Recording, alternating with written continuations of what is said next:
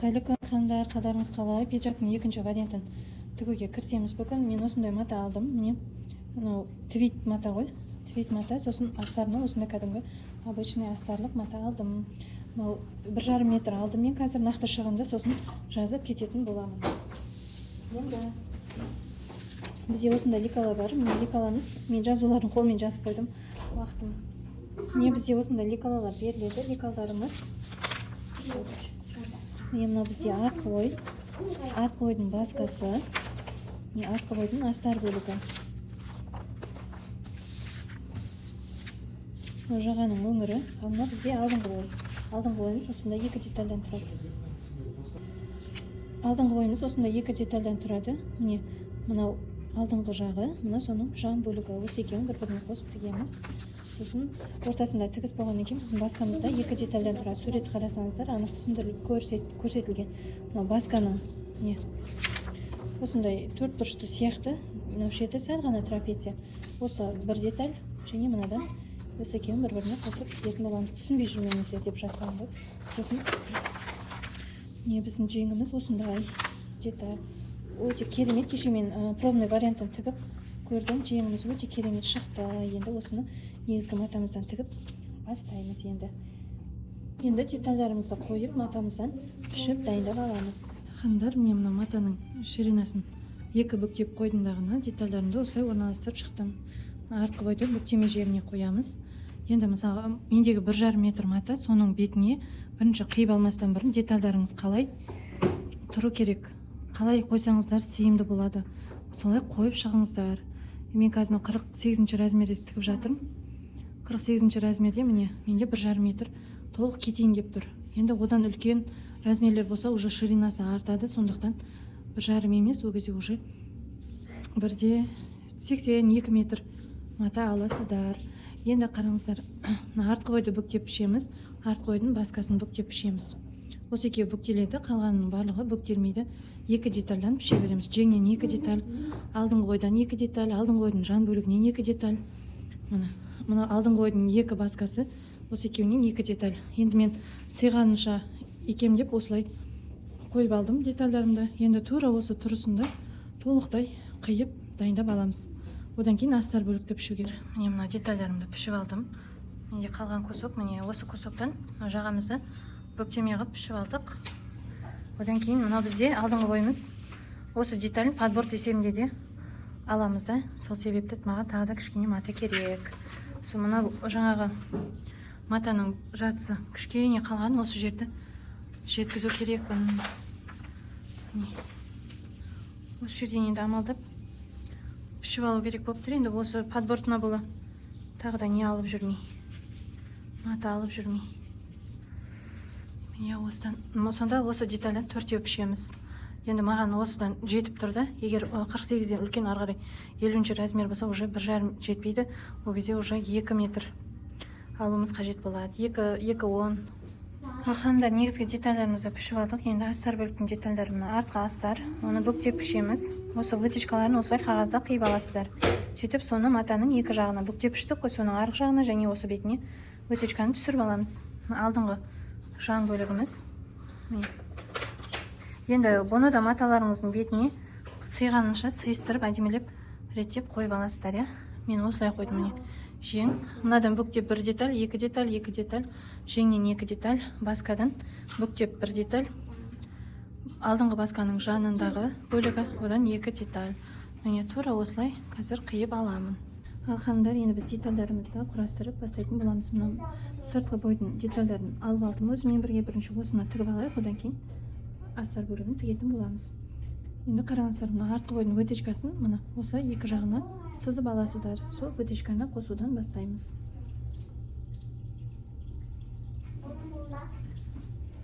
Түзу тігіспен вытяжкаларын қосып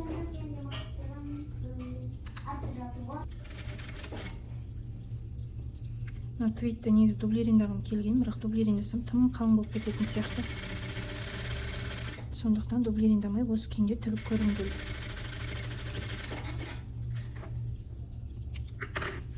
Мен бір жағын вытяжкасын тіктім, енді келесі жағын тігіп аламыз.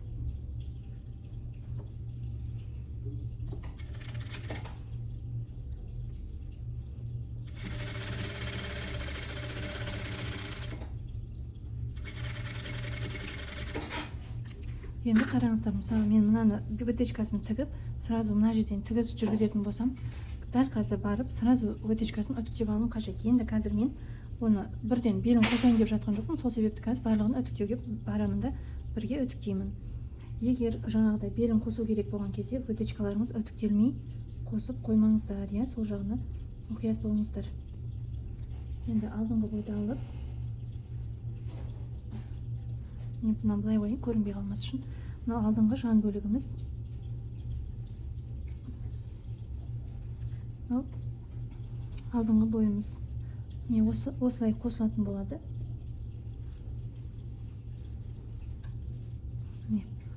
Қазір осыны алып, былай төменгі жағынан бастап, жоғарғы жағынан бастап, екеуін бір-біріне қосып шығамыз. Міне шатасып қалмаңыздар. Мынау алдыңғы ойдың жіңішке жағы жоғары қарай тігіледі, ал мына жан бөліктің үлкен жағы жоғары тігіледі. Міне мынаның жуан бөлігі төмен, мынаның жіңішке бөлігі төмен. Сол жағынан ажыратасыздар, шатасып жатсаңыздар егер. Осы ортаны қосып тігіп жатырмын. Мына жерге тігіс түсіріп жатырмын. Төмен жақтан, не жоғары жақтан 1 сантиметрлік тігіспен қосып тігіп алыңыздар.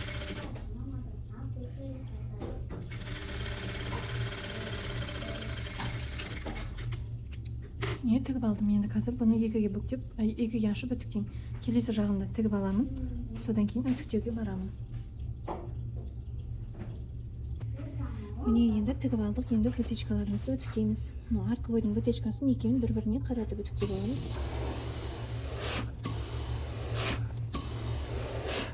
Менде биіктікте мына вытечка кішкене мына жағы қысқа болып қапты. Қазір қайтадан мына жағын екеуін бірдей қылып тігіп жіберуім қажет.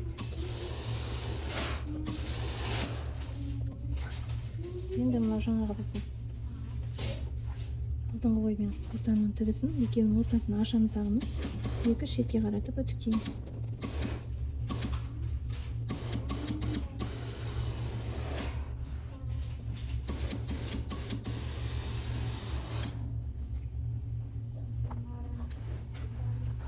Келесі жағында осылай екі жаққа қаратып үтіктеп дайындап аламыз.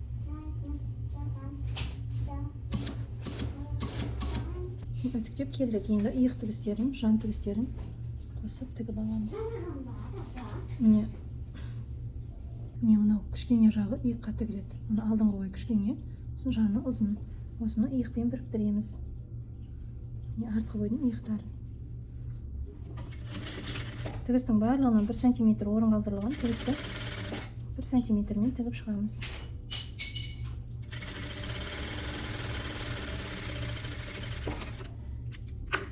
Екі иығын тігіп алдық. Енді екі жанын тігеміз.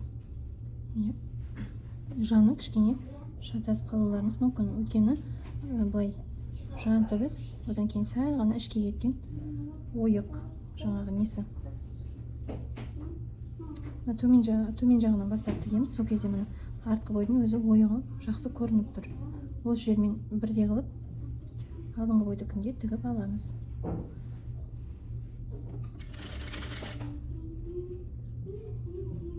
Лекалға алдыңғы бойдықында кішкене тағы да қаттырақ ойықтау қылып, шамалы көрінбей қалмайтындай қылып салып қоямын. Мен кеше соны ойып салдым дегеннің өзінде қазір маған онша анық болмай тұр. Артқы ой анық болып тұр, алдыңғы ой онша анық емес. Сол себеп сіздерге шамалы қолтығын тағы да ойыңқырап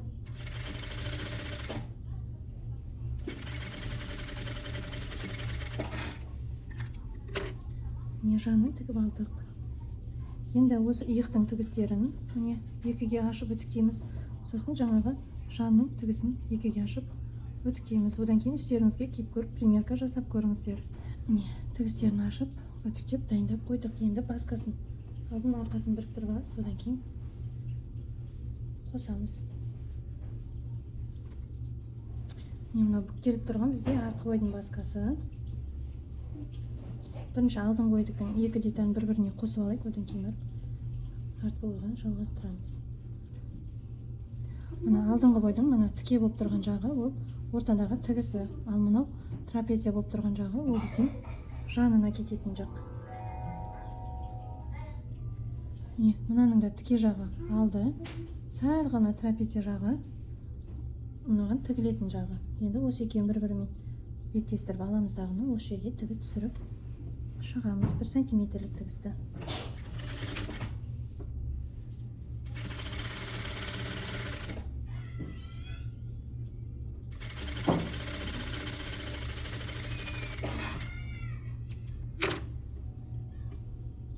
Не тігіп алдық. Енді келесі жағын тігіп аламыз. Сосын басқамызды біріктіреміз.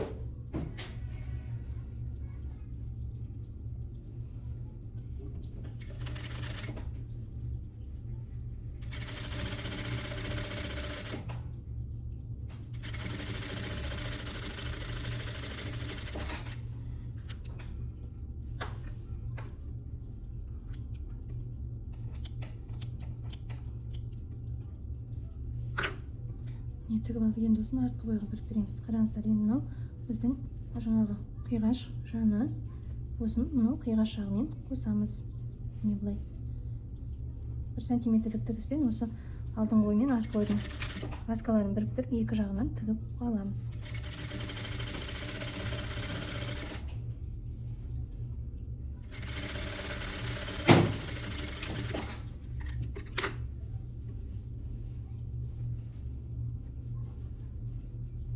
Енді келесі жағын тігеміз. Міне тігіп алдық. Енді қараңыздар, мынау біздің жаңағы тіккен тігістеріміздің барлығын екіге ашып үтіктеп аламыз. Видео ұзақ болып кетпесін деп бір көрсеткен нәрсені сіздерге қайтадан көрсетіп жатқан жоқпын. Сол себепті мына тігісімізді мынау бар, жанындағы бар және мына жақтында алды, жаны үтіктеп аламыз. Міне үтіктеп алдық. Енді осы басқамызды мынау жоғарғы бөлікпен біріктіреміз. Біріктірген кезде мұқият боламыз. Қазір көрсетемін.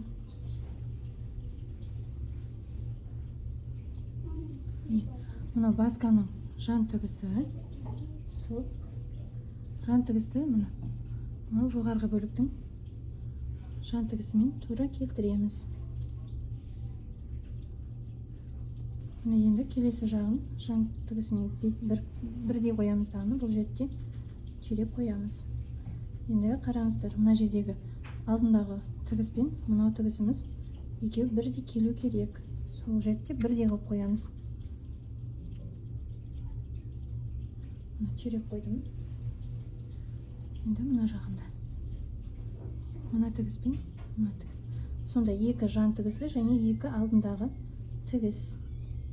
4 тігісіміз бірдей бір-бірімен бірдей болып тұру керек. Бірдейлестіріп чиреп алдық. Енді осы басқамызбен жоғарғы бөлігіміздің белдерін қосып біріктіріп аламыз.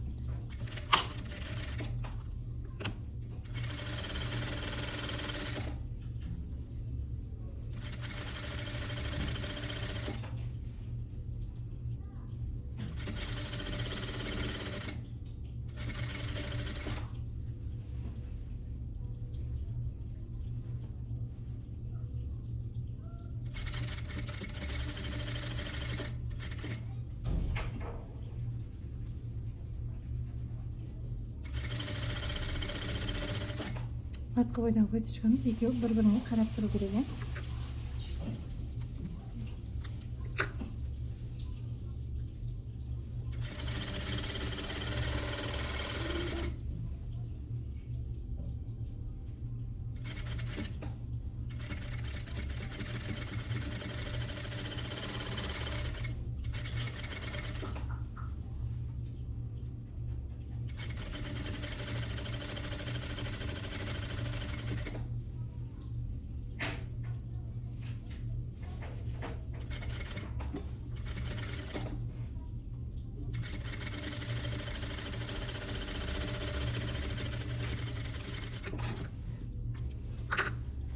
Белін қосып тігіп алдық. Енді инелерімізді алып тастап, өзіміз киіп қараймыз, қалай тұрады екен, кеңдігі бола ма екен. Кез келген уақытта толықтай тігіп тастамас бұрын міндетті түрде